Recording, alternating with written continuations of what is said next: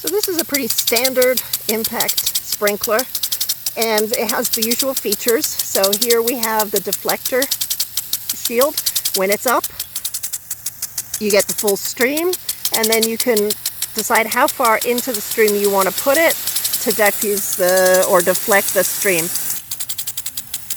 So when it's down, it's not going nearly as far, and when it's up, it goes all the way out. It's going out to about 40 feet for us here.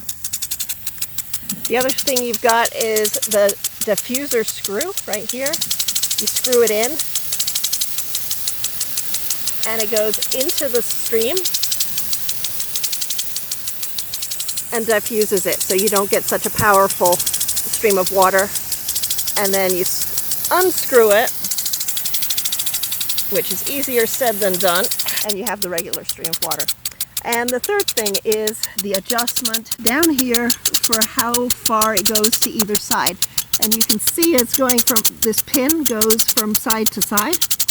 If you want it to go in 360, you have to lift that pin out of the way, like that.